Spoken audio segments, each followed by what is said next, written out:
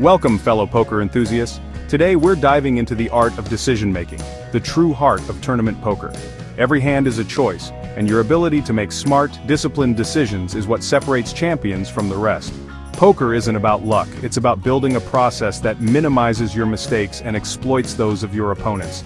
We'll break down tournaments into early, middle, and late phases, giving you mental tools for each stage. You don't need to be a genius, just willing to learn, practice, and think before you act. By the end, you'll have a clear roadmap for approaching hands with strategic intent. Get ready to sharpen your mind and build a decision-making arsenal that lasts your entire poker career. Let's get started. In the early stages of a poker tournament, your primary objective is to steadily accumulate chips while taking as little unnecessary risk as possible. This is the time to build your stack, not gamble it away on wild bluffs or marginal hands. Every decision you make should be calculated, and that's where understanding expected value, commonly known as EV, becomes absolutely essential. EV is your guiding light in poker strategy. It's the mathematical compass that points you toward the most profitable plays, helping you navigate the uncertainty and complexity of every hand you're dealt. In simple terms, expected value is the average amount you expect to win or lose by making a certain play if you could repeat that same decision over and over again. It's not about what happens in a single hand, but about the long-term results of making the same choice in similar situations. Every action you take at the table, whether it's betting, calling, or folding, has its own EV attached to it. Some plays will win you chips in the long run, while others will cost you. Your job as a player is to consistently choose the action with the highest expected value, even if it sometimes means folding a decent hand or making a tough call. Let's look at a practical example. Suppose you're holding ace-king suited on the button, and an aggressive opponent raises in front of you. You estimate that if you re-raise, your opponent will fold half the time and call the other half. Each outcome has its own potential reward and risk. To find the EV, you calculate your expected gain for each possible outcome. How much you win when they fold, how much you win or lose when they call, and then combine those results, weighted by how often each outcome happens. If the total EV is positive, that means your play is profitable in the long run. It's not about winning every time, but about making decisions that will earn you chips over hundreds or thousands of hands. You don't need to pull out a calculator at the table for every hand. Instead, train your intuition to recognize high EV, low-risk opportunities. This comes from experience, study, and reviewing hands away from the table. In the early stages, it's wise to play tight but aggressive, selecting strong hands and playing them assertively, while avoiding the temptation to risk your tournament life on marginal or speculative hands. Remember, every chip you save by avoiding a negative EV call is just as valuable as a chip you win. Protecting your stack is crucial, especially when the blinds are small and there's no need to gamble. Mastering EV thinking keeps your decisions logical and grounded in math, not emotion. It helps you stay focused on the bigger picture, long-term profit, not short-term swings. Let the numbers guide your early game strategy. Don't let frustration or excitement cloud your judgment. The best players trust the math, even when the results don't go their way in the short term. By making consistently high EV decisions, you'll build a solid foundation for the rest of the tournament, and give yourself the best chance to go deep when it matters most. Poker is played against people, not robots. That's why you need a structured way to read opponents. Enter SWOT analysis. SWOT stands for strengths, weaknesses, opportunities, and threats. Note each opponent's strengths. Are they disciplined, skilled post-flop, or tough to bluff? Identify weaknesses. Do they play too many hands, fold too easily, or call too much?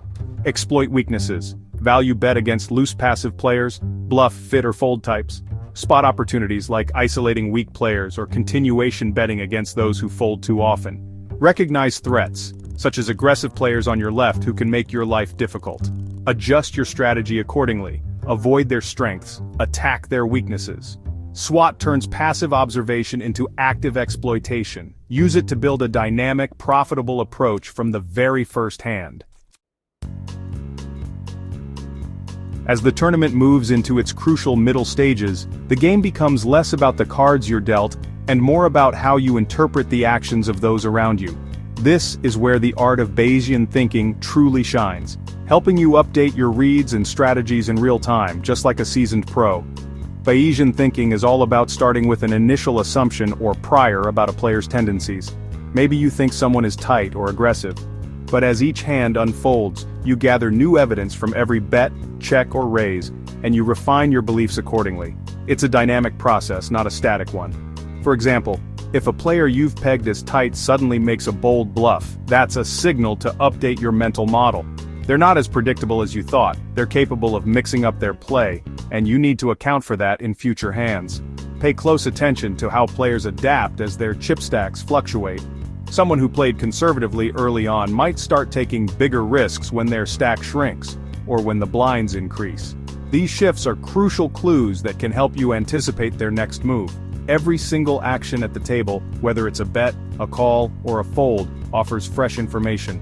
Ask yourself, what does this action reveal about their current mindset or strategy?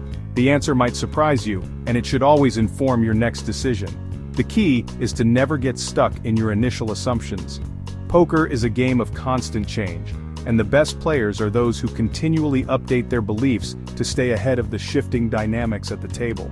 Don't fall into the trap of relying on outdated information. The ability to adapt in real time, to let go of old reads and embrace new evidence, is what separates average players from great ones. By practicing Bayesian thinking, you'll make sharper, more accurate decisions as the field narrows and the pressure mounts. Your reads will become more precise, and your edge over the competition will grow.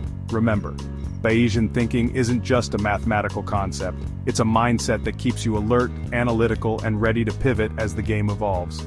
So stay curious, stay flexible, and keep evolving your reads. In the ever-changing world of poker, adaptability is your greatest weapon. Mid-stage decisions in poker are rarely straightforward. The stakes are high, the pressure is on, and there's rarely a single clear answer. This is where multi-criteria decision analysis, MCDA, comes into play, offering a structured way to navigate the complexity. MCDA means carefully weighing all the relevant factors in a hand, not just the cards you hold, but everything that could influence the outcome. Think about your position at the table, the size of your stack compared to others, your opponent's tendencies, the current stage of the tournament, and the pot odds you're being offered. It's not enough to simply say, I have top pair, I call. That kind of thinking can get you into trouble. Instead, break the situation down. Are you acting from early, middle, or late position? Each spot changes the value of your hand and your options. Is your stack at risk if you call or raise? Are you deep enough to withstand a loss, or is this a make-or-break moment? And what about your opponent? Are they aggressive, passive, or unpredictable? Could they be bluffing, or do they have the goods? Sometimes having a deep stack and acting in position makes a marginal call profitable, letting you apply pressure or control the pot. Other times, facing a tight opponent with a short stack, folding is the best way to preserve your tournament life. MCDA helps you avoid tunnel vision. It forces you to step back and consider the full picture, not just one or two factors. Practice running through this mental checklist before every big decision. With time, it becomes a habit, sharpening your instincts and decision-making. The more you use MCDA, the more natural it feels. Soon you'll be weighing factors automatically, even under pressure. Assign a weight to each factor based on the current context. Sometimes stack size is the most important, other times it's your position or your read on an opponent. The key is flexibility. No two hands are exactly alike, so your priorities should shift as the situation changes. MCDA brings clarity to the often murky waters of the mid-game, where so many players get lost or make costly mistakes. By balancing risk and reward, you make smarter, more consistent decisions that protect your stack and maximize your chances. Use MCDA as your guide, and you'll not only preserve your stack, you'll set yourself up for a deep run and a shot at the final table. Late-stage poker is all about survival and precision. This is where Game Theory Optimal, GTO, comes in. GTO is a balanced, unexploitable strategy. Mix up your play so opponents can't read you. Sometimes you raise your draws, sometimes you call. Never be predictable. In short stack spots, use GTO push-fold charts to make mathematically sound all-in decisions. GTO protects you from strong opponents and takes emotion out of critical choices. But remember, GTO is a baseline. Against weaker players, exploit their mistakes. True mastery is knowing when to stick to GTO and when to deviate for maximum value. Use GTO as your shield and exploitative play as your sword. That's how you thrive when the stakes are highest. In late-stage, high-pressure spots, decisions get complex. Decision trees help you map out every possible path. Visualize each choice, fold, call, raise, and the branches that follow. Think ahead. If you call now, what's your plan for the turn and river? Assign probabilities and outcomes to each branch to calculate which line is most profitable. Sometimes raising now is better than calling based on how your opponent might react later. You don't need to draw trees at the table, but practice mapping hands off table to build this skill. Decision trees train you to think several moves ahead, not just about the current street. This structured thinking turns tough spots into manageable decisions. It's a hallmark of elite tournament players. The money bubble is where everything comes together. ICM, opponent profiling, GTO, and more. ICM means chips you lose hurt more than chips you gain, so survival is key. Big stacks should apply pressure, exploiting scared opponents using SWAT and Bayesian reads. Medium stacks must avoid marginal spots and use MCDA to weigh risk versus reward. Often tightening up and waiting for clear high EV spots is best. Short stacks rely on GTO push-fold charts. Let math guide your all-ins. Use decision trees to think through consequences before committing. Synthesizing these tools lets you thrive under pressure, not just survive. This is how you cash and set yourself up for a final table run. Play smart, stay disciplined, and let your preparation shine. You now have a powerful arsenal: EV, SWAT, Bayesian thinking, MCDA, GTO, and decision trees. But knowledge isn't enough. Mastery comes from practice and review. After each session, pick tough hands and analyze them using these frameworks. Write them down, run the numbers, and spot your mistakes. Off-table study hardwires these skills for real-time use. Patience is vital. Sometimes you'll play perfectly and still lose.